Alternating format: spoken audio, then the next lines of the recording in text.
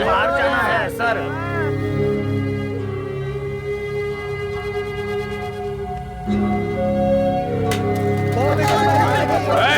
चलो अंदर चलो, अंदर चलो, बाहर नहीं निकलना है। जो लोग हत्या जैसे अपराध के लिए आम जेलों में कैद होते हैं और जिन्हें पागल खाने में कैद किया जाता है, उनमें बहुत बड़ा अंतर होता है। जेलों में जिस तरह की प्लानिंग और इंतजाम किए जाते हैं, वैसे इंतजाम यहां नहीं हो सकते, क्योंकि ये लोग हकीकत की दुनिया में नहीं बल्कि ख्यालों की दुनिया में जीते हैं। उन्हें यह समझाना है कि वो हकीकत की दुनिया में रह रहे हैं, जहां के कुछ नियम कायदे होते हैं। ये साइकेट्रिक डॉक्टर का काम होता है। डॉक्टर, उसको देखिए।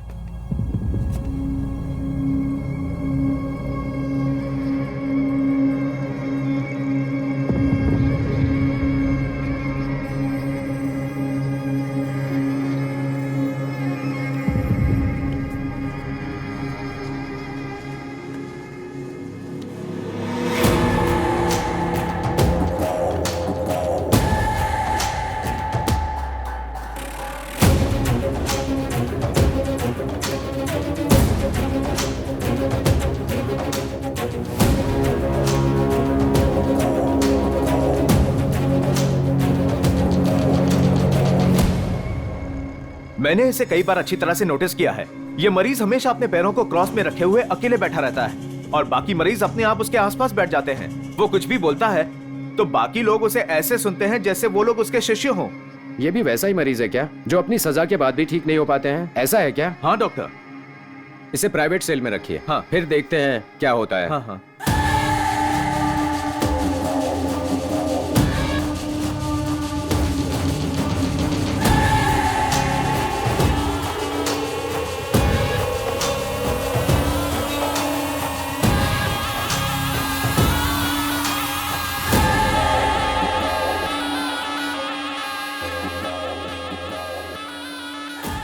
ये योगा दिमाग को शांत रखने के लिए किया जाता है। इसकी केस हिस्ट्री समझने में मुझे टाइम लगेगा।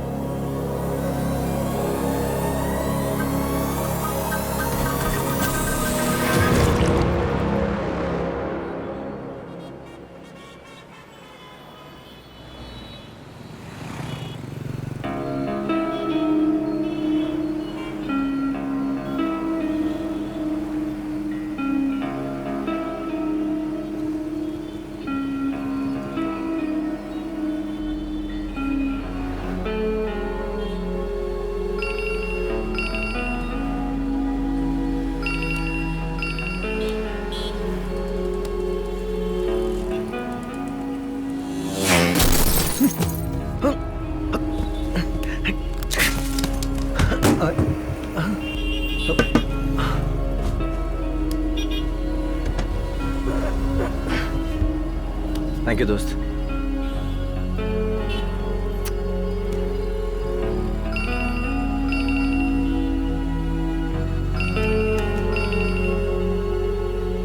विजय, मैं अभी ड्राइव कर रहा हूँ। मैं सड़क के बीच ट्रैफिक में फंसा हुआ हूँ विजय।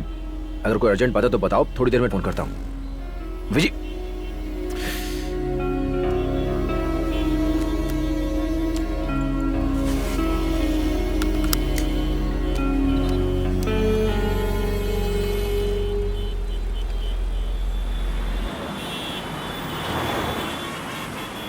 विजय, क्यों मेरा दिमाग खा रही हो तुम?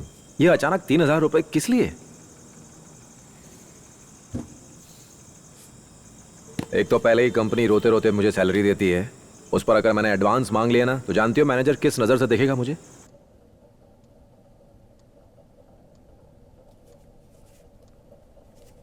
एडवांस पैसे चाहिए? क्यों? साइड मिरर का पैसा मेरी सैलरी से काट लीजिएगा सर। बस ये रिक्वेस्ट है कि अगले महीने की सैलरी से काटिएगा।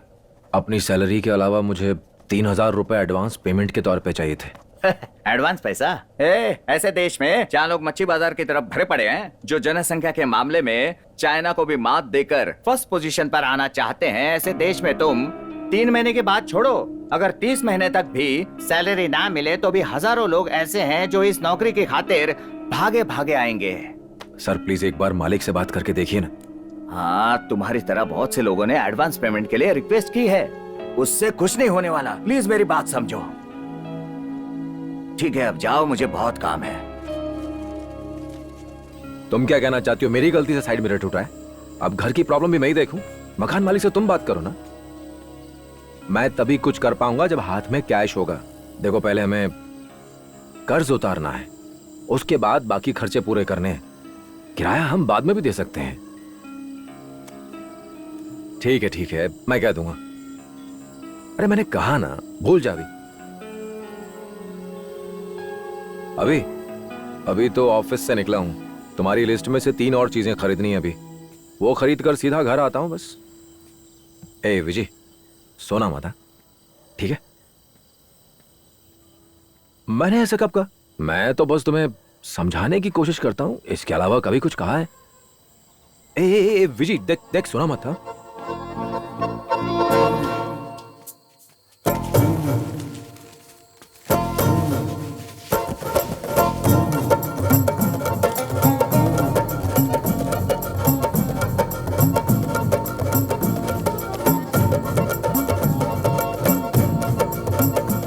हम सबके चहीते नेता कुछ ही देर में स्टेज पर आने वाले हैं, बस थोड़ा इंतजार कीजिए। हमारे नेता त्रिमूर्ति जी आप सभी को अपना दर्शन देंगे, आप सभी उनके दर्शन का लाभ उठाएं। हमारा नेता कैसा हो? त्रिमूर्ति इसकी तो बैंड बजाना पड़ेगी। हमारा नेता कैसा हो? खुदा करा इसको देखती, नेता कैसा हो? गला दबा दूंगी इसका। ऐसे घटिया आदमी और उसके लोगों की आवाज सुनकर मन करता है अभी जाकर इनकी पिटाई कर दो। अपनी तिरुमूर्ति गिरी के चक्कर में हमारा जीना हराम कर रखा है इस गधे ने। माइक पर चिल्ला चिल्ला कर कान के पर्दे फाड़ रहा है। उसे क्या लगता है कि सिर्फ उसे ही शोर मचाना आता है? मुझे भी आता है, अभी दिखाती हूँ।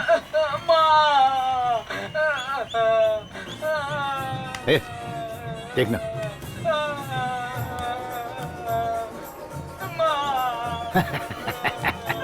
माँ मुझे छोड़ के चली गई।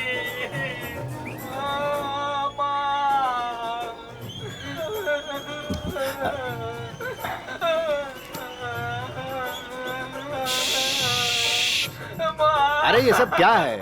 मुझसे कोई मिलने आया है, काम की बातें करनी है, और तुम लोगों का ये शोर क्या शराबा। जरूरी बात होगी? कभी मेरी चिंता की? उन लोगों ने हमारे घर के सामने इतना बड़ा स्पीकर लगा के रखा है और उसके लोग गला फाड़ फाड़ कर चिल्ला रहे हैं, जिससे मेरे कान के पर्दे फटे जा रहे हैं। ऊपर से गधा पता नहीं टीवी पर इतना क्यों रोए जा रहा है। मुझे कुछ समझ में नहीं आ रहा है, मेरा जानना जरूरी है।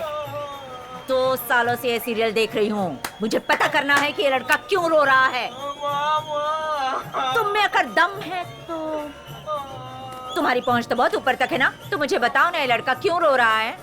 क्या है ये सब? शाम को जब वो लोग स्पीकर लगा रहे थे तो मैंने समझाया था, पर वो त्रिमूर्ति के अलावा किसी की सुनते ही नहीं। वो सब मेरे ऊपर इस तरह से चिल्लाने लगे, लगा मेरी पिटाई कर देंगे। बेवजह पिटाई से मेरे बच्चे कुचे बाल कहीं गिर ना जाए, इसीलिए मैंने वहाँ से खिसक लिया। अब अगर मैंने कोई गलती की हो तो माफ कर दीजिएगा। अब तुम किस बात का इंतजार कर रहे हो? चलो ना साथ में खाना खाते हैं। चावल दिन में बनाया था, कल का सांभर पड़ा हुआ है, उसे खत्म करना पड़ेगा वरना वो खराब हो जाएगा। जल्दी से खा लो ताकि मैं बर्तन धो लूं, मुझे नींद आ रही है। अरे क्या है ये सब? चुप करके बैठो, मुझे कमीशन लेनी है उससे। जैसे ही वो मिल जाएगा वो चला जाएगा, ठीक है ना?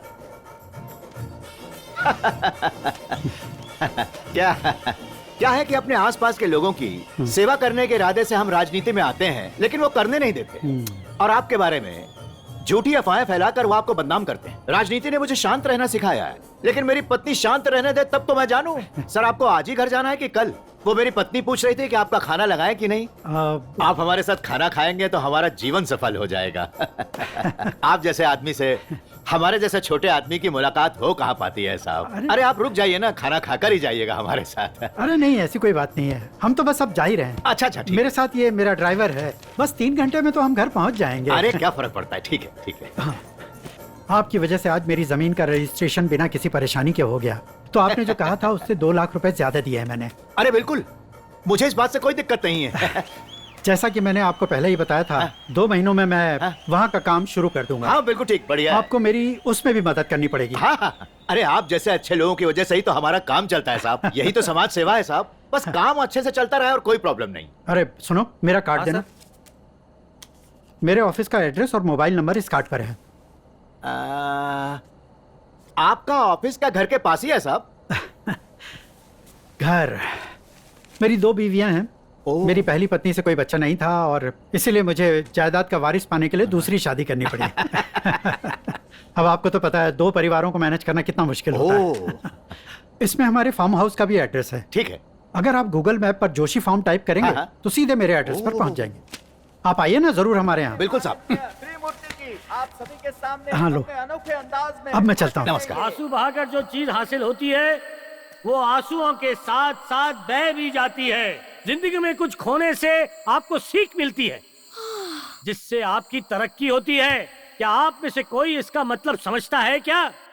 दूसरों से हासिल किया गया धन या गलत तरीके से कमाया गया धन अपने साथ बद्दुआ के सिवा कुछ और नहीं लाता। बाढ़ में आपका सुख और चैन चला जाता है और बाढ़ के नाम पे जो सरकार पैसा देती है वो बीच वाले खा जाते हैं, लूट लेते हैं आपसे।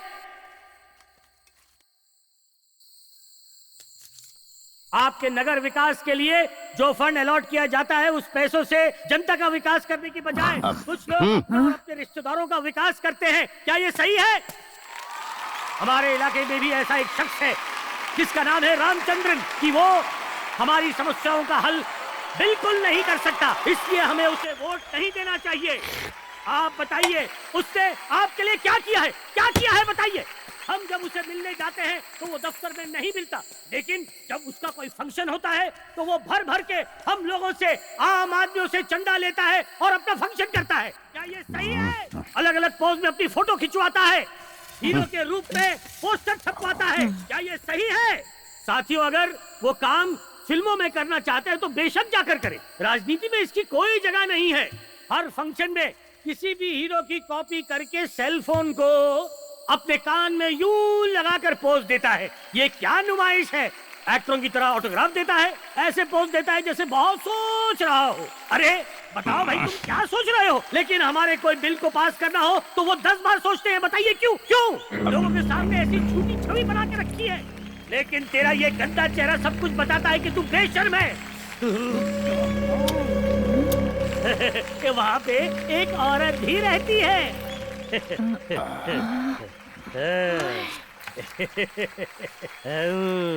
वो औरत बहुत ही चालबाज है। उस औरत ने वो औरत तो मुझ पे भी डोरे डाल रही थी। हाँ, बाप रे बाप। लेकिन मैं बच निकला।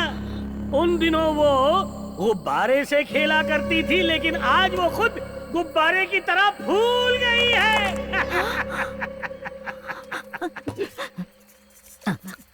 अगर वो बाहर कचरा फेंकने भी आती है तो 1.5 किलो सोना पहन के आती है। आखिर इतना पैसा आया कहां से? उनका पैसा होता तो हमको कोई फर्क नहीं पड़ता, लेकिन ये आम आदमी का, यानी हमारे खून पसीने की कमाई है और इसका हिसाब हम लेकर रहेंगे। क्यों जी? वो लोगों के सामने हमारे बारे में घटिया बातें बोल रहा है। तुम उसे सबक नहीं सिखा सकते? चुपचाप बैठकर खाना खा रहे हो। अरे चैन से खाने दे, शोर मत मचा। गाली खा रहे हो। तुम्हारे गले से निवाला कैसे उतर रहा है समझ में नहीं आ रहा है मेरी, लेकिन लोगों की नजर में इसे कायरता कहते हैं। सुनना, शांत हो जा। मैं शांत नहीं रह सकती। तुम अभी जाओ और उनका मुंह तोड़ दो, वरना मैं खुद जाकर उनकी अच्छी तरह से धुलाई करूंगी। मैं जा रही हूँ। रोक सकते हो तो रोक लो। सुनना, चुप हो जाना, जाने देना।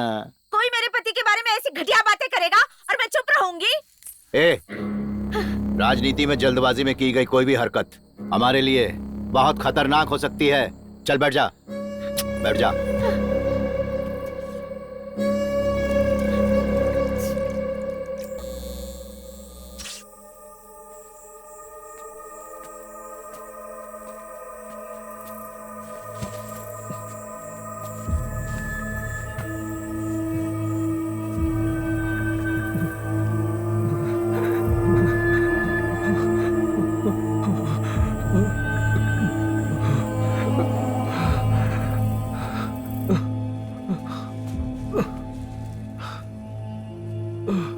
आज हमारे साथ है शादाब खान और हम इनसे इनकी जिंदगी के बारे में क्या हुआ आपको? वो मैं डॉक्टर को बताऊंगा। बात करेंगे इनकी जिंदगी की उतार और चढ़ाव के बारे में। क्या आप सब रेडी हैं? क्या आप सब उनको मिलने के लिए बेताब है? तो चलिए बिना टाइम वेस्ट किए हम उन्हें स्टेज पे बुलाते हैं और उनकी लाइफ की जुबान से सुनिए। Come on.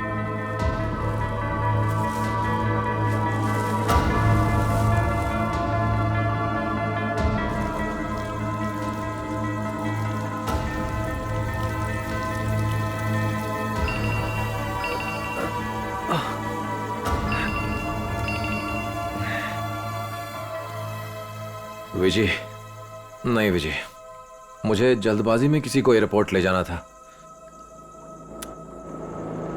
तुम समझ नहीं पाओगे इस वक्त मेरी हालत क्या है। मैं रात को घर नहीं आ पाऊंगा, कल सुबह तक आता हूं। विजय, मैं तुम्हें कॉल करने वाला था पर वो विजय,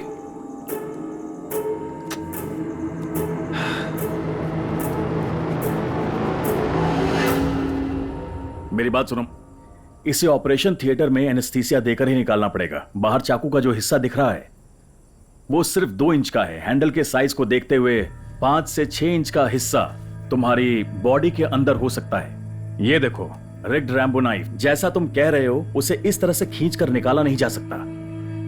इससे कोई मसल टिश्यू या नर्व फंस गई तो कट सकती है। चाकू लगने से तो तुम बच गए, लेकिन इसे बाहर निकालने पर तुम मर सकते हो। इसे बाहर निकालने का सिर्फ एकमात्र रास्ता है सर्जरी।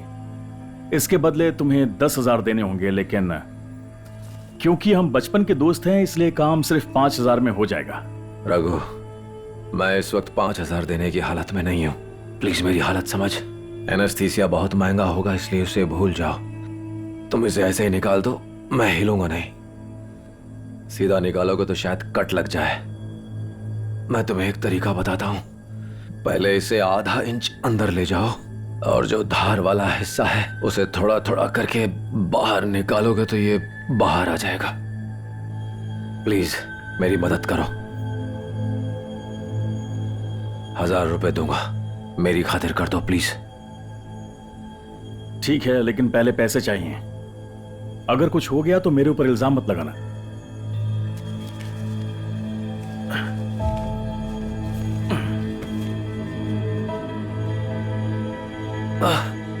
मुझे एक टॉवल दे दो प्लीज।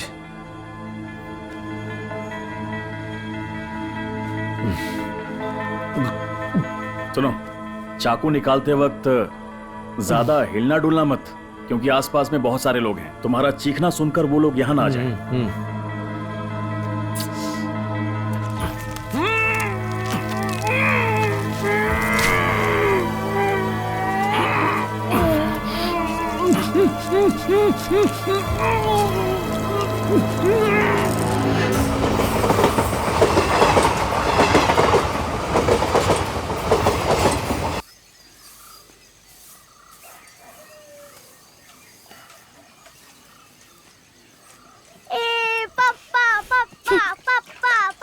कैसा है मेरा बेटा?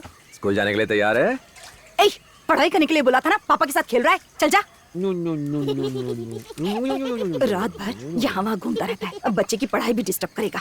जब ये स्कूल से वापस आता है तो क्यों नहीं इसका होमवर्क पूरा करवा लेती हो तुम आराम से? वो तो तुम करती नहीं हो, और हर छोटी बात का पतंगड़ बनाने से घर का माहौल खराब होता है। विजय, तुम समझती क्यों नहीं हो? बकवास बंद करो, अपना भाषण अपने पास रखो। घर को सुधारने का ज्ञान मुझे मत दिया करो। कल जब ये स्कूल से वापस आया ना, इसे बहुत तेज बुखार था। तुम्हें कुछ मालूम भी है? बुखार कैसे हो गया? जब मैंने फोन किया था तब तो बताया नहीं तुमने। ये क्या, इसकी आंख के पास चोट लगी हुई और खून भी निकल रहा है। इसीलिए तो बुखार आया है। देखो जरा इसकी हालत तो देखो। ए, बताना अपने बाप को। बोल बेटा, ये चोट कैसे लगी? कुछ हुआ था क्या? मुझे टीचर ने मारा पापा। टीचर ने तुझे मारा? टीचर इसे इतनी बुरी तरह कैसे मार सकती है? तूने कोई शैतानी की थी? बता मुझे। हाँ? टीचर ने कहा चुप रहो, बात मत करो और किताब पढ़ो। उसके बाद टीचर क्लास से चली गई तो बच्चे आपस में बात करने लगे। फिर टीचर आई, सबको कहने लगी तुम इतना शोर क्यों मचा रहे हो, और पीटने लगी। बेचारे को इस तरह से मारा है जैसे पुलिस अपराधियों को मारा करती है। तुम क्या बात कर रहे थे बेटा? मैं तो चुपचाप ड्राइंग बना रहा था पापा। उसने ये देखा था? फिर क्या कहा उसने? बोली इतनी ज्यादा भी चोट नहीं लगी है, नाटक मत कर। उस चुड़ैल को तो मैं देख लूंगी। मैं सोच ही रही थी कि अगर तुम लेट आओगे तो मैं खुद इसे स्कूल छोड़ने जाऊंगी और उस चुड़ैल को मैं चप्पल से मारूंगी। बेवकूफ हो गया। सबके सामने उसे चप्पल से मारने से क्या सब कुछ सही हो जाएगा? समझा करो। आए बड़े समझदार। अब तुम खुद ही इसे स्कूल लेकर जाओ और उस टीचर को जैसे समझाना है समझाओ। जाओ। विजी, मैं सारी रात सोया नहीं हूँ। देखो, मैं जैसा कहता हूँ वैसा मेरी करो। बात सुनो, तुम जो करना चाहते हो वो करो। इस बेचारे के बारे में रात भर सोचती रही। सोचते सोचते सर में दर्द होने लगा। अपने कपड़े बदलो और टीचर से मिल के आओ।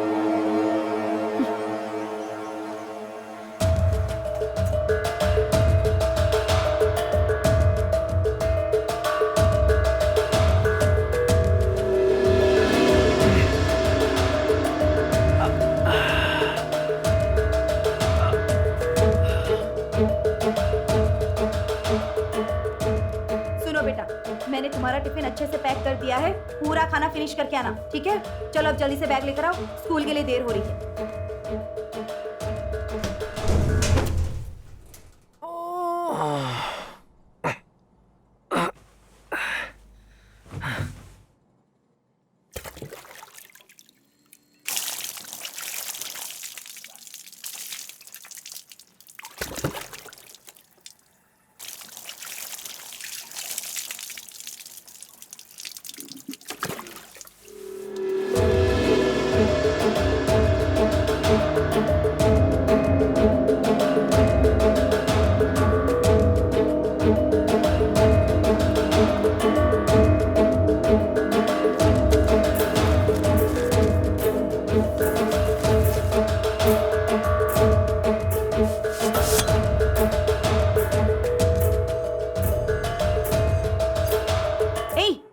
कहा ना बैग लेकर आओ, स्कूल के लिए देर हो रही है।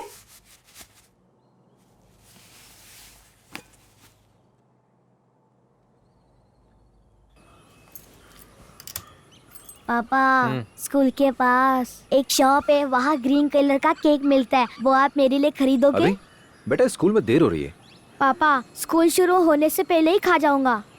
जब दोपहर में मम्मी पिक करने को आएगी ना, तो खरीद देगी। मम्मी कह रही थी उनके पास पैसे नहीं हैं, और जब पैसे होते हैं तो वो मुझे एक भी चॉकलेट खरीद के नहीं देती हैं। प्लीज पापा, ले दो ना। क्या प्लीज प्लीज कर रहे हो? अरे, तुम्हारा तो सिर दुख रहा था, तुम चिल्ला क्यों रहे हो? जाओ सो जाओ, जाओ जाकर सो जाओ।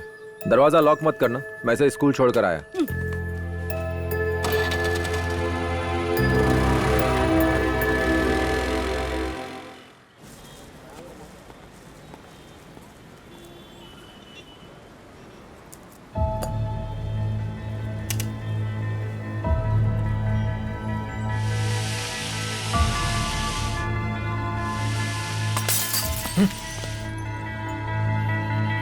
क्यों बे, मैं तुझे डायबिटीज का मरीज नजर आता हूँ? तूने मेरी चाय में चीनी कम क्यों डाली?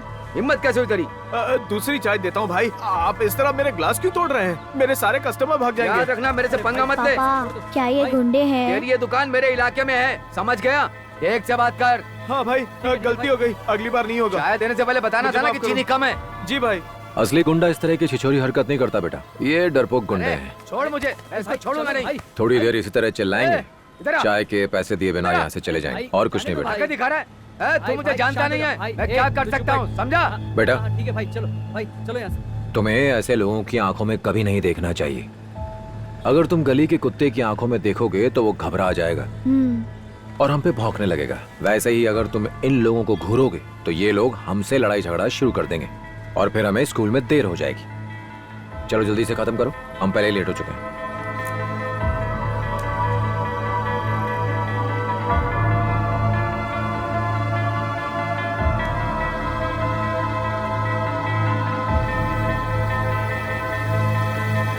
सर, प्रिंसिपल आपको बुला रहे हैं।